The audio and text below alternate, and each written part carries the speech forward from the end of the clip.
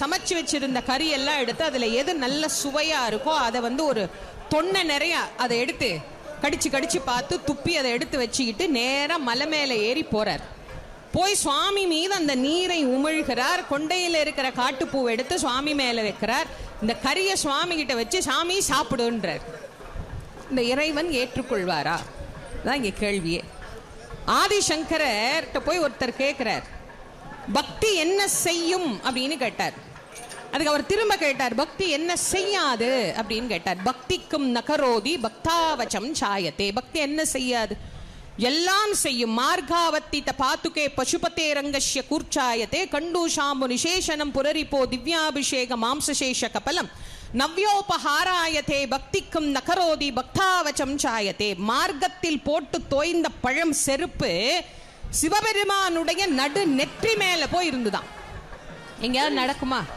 கடித்து பார்த்து வைத்த எச்சில் கறி அமிர்தத்தினும் உயர்வாக இருந்ததாம். கொண்டையில வச்சிருந்த காட்டுப்பூ கற்பக மலரை விட உயர்வாக இருந்துச்சான். ஏன்? அன்பு என்கின்ற ஒன்று இருந்ததனால் இறைவன் அத்தனையும் ஏற்றுக்கொண்டார். இப்ப நம்மள நிறைய பேருக்கு ஒரு கேள்வி வரும், அவரு சாமிக்கே கறி வச்சாரேங்க, நாங்க கறியெல்லாம் சாப்பிடக்கூடாது, அப்பதான் சாமி கும்பிடணும் கோயிலுக்கு போகணும்னு எங்களை சொல்றாங்களே, இது எப்படி அப்படின்னா ஒண்ணுமே இல்லை. சுவாமி என்ன வேணாலும் ஏத்துக்குவார். ஒன்னே ஒண்ணு, நம்ம கிட்ட அன்பு எவ்வளவு இருக்குங்கிறது முக்கியம். சாமி கண்ணுல ரத்தம் வந்த போது தன் கண்ணை எடுத்து அவர் வச்சார். நாம கொடுப்போமா? நீங்க தான் முடிவு சொல்லணும், நான் எங்க சொல்றது. நமக்கு அவ்வளவு அன்பு இருந்தா நீங்க என்ன வேணா சாமி கொடுங்க. நமக்கு தான் அந்த அன்பு இல்லையே. நமக்கு இறந்த பிறகு கூட இந்த கண்களால் இன்னொருவருக்கு வாழ்வு கிடைக்கும் என்றால் அதை கொடுக்க கூட யோசனையா இருக்கு. இன்னைக்கு இங்க தலைப்பை இங்க எடுத்ததுக்கு காரணமே அதுதான். நீங்க ஒன்னே ஒன்னு யோசனை பண்ணிக்கோங்க. நான் இங்க இருக்கிற சூழலுக்கே நான் உங்களுக்கு சொல்றேன். இந்த கண்ணால மீனாட்சி எவ்வளவு காலம் பாக்குறோம், பிறந்ததுல இருந்து பாக்குறோம், ரசிச்சு ரசிச்சு பாக்குறோம். எங்க அம்மாவை நான் 40 வருஷமா ரசிச்சு பாக்குறேன். நீங்க எத்தனை வருஷம் ரசிச்சு பாக்குறீங்களோ வச்சுக்கோங்க. வாழ்நாள் முழுக்க ரசிச்சு பாக்குறீங்க. அதுக்கப்புறமும் இந்த கண்ணுக்கு மீனாட்சியை பார்க்கறதுக்கு வாய்ப்பு இருக்கு. நமக்கு இல்லை, ஆனா அதுக்கு இருக்கு. கண்ணாவது பார்க்கட்டும் அப்படின்னு நினைக்கிறவங்க அதை பயன்படுத்துங்க. என்னாலதான் பார்க்க முடியல, என் கண்ணாவது அவளை பார்க்கட்டும் என்று நினைப்பவர்கள் அந்த வாய்ப்பை பயன்படுத்திக்கோங்க. புரிஞ்சவங்க மட்டும்தான் கை தட்டினீங்க. இல்ல இப்ப புரியாதவங்க வேற ஏதாவது எதிர்பார்த்துட்டு இருக்கீங்களா? சாமி எங்க வர, சாமி எங்க வருது? இன்னும் பக்கத்துல வரலையே. என்ன இன்னும் பக்கத்துல வரல? மண்டபத்துல இருந்து கிளம்பிடுச்சா? மண்டபத்துல இருந்து வெளியே வர்ற இன்னும் 10 நிமிஷம். சாமி இன்னும் 10 நிமிஷம் கழிச்சுதான் வரும். இப்பதான் மண்டபத்துல இருந்து வெளியே வர்ற.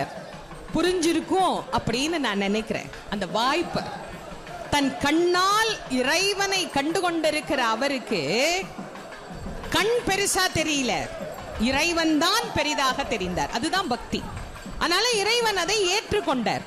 ஏற்றுக்கொண்ட இறைவன் என்ன பண்ணாரு? 5 நாள் இரவு பகல் பாராது தூங்காது பக்தி பண்ணார்.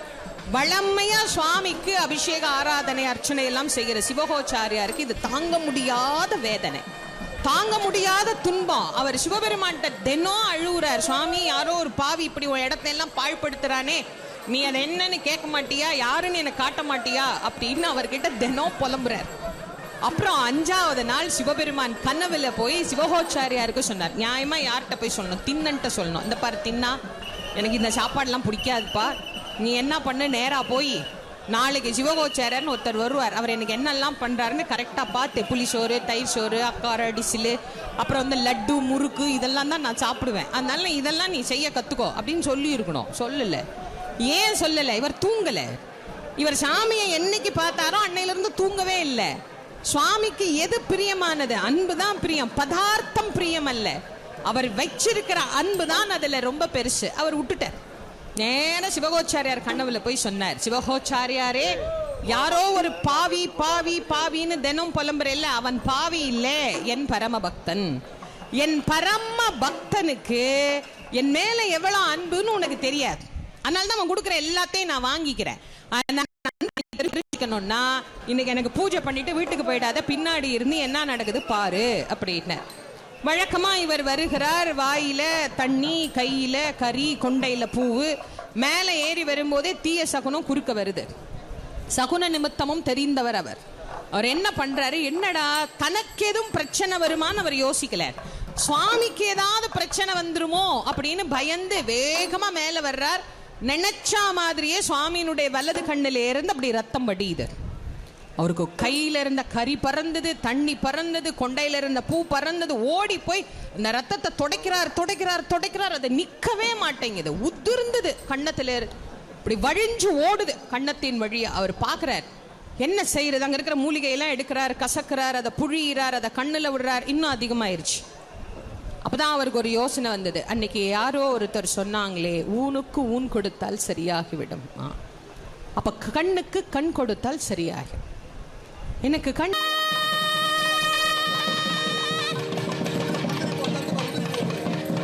ஓம் சுமங்கலீர்யம் மதுரவரிமாகம் சமேதபஸ்யதய சௌபாக்யமஸ்யே தத்வாயாதாஸ்தம் விபரேதன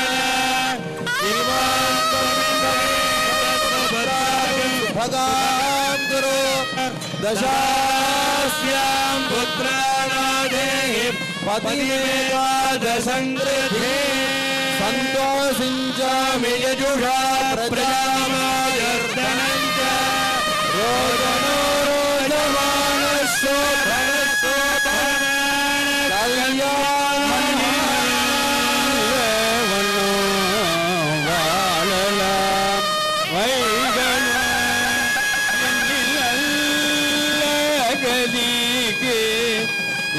யாதும்போர் குறைவில்லை கண்ணில் கழுமல்ல வல்லனக கண்ணில் கழுமல்ல வல்லனக பெண்ணில்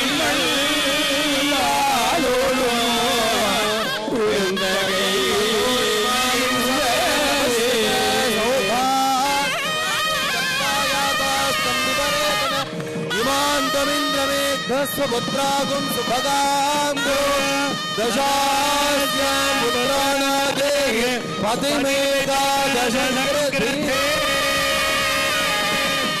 रोदनो रोदमानशोभनशोभमा कल्याणः.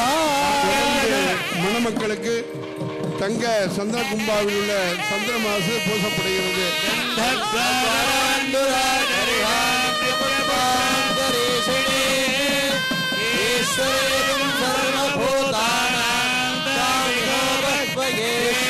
தங்க சந்திர கும்பாவில் மணமக்களுக்கு சந்திரமானது பூசப்படுகிறது.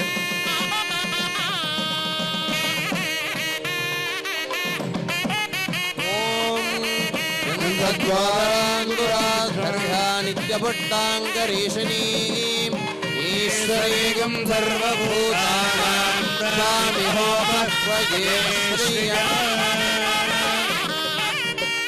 அடுத்தபடியாக மணக்களாக இருக்கக்கூடிய மீனாட்சி சுந்தரேஸ்வரருக்கு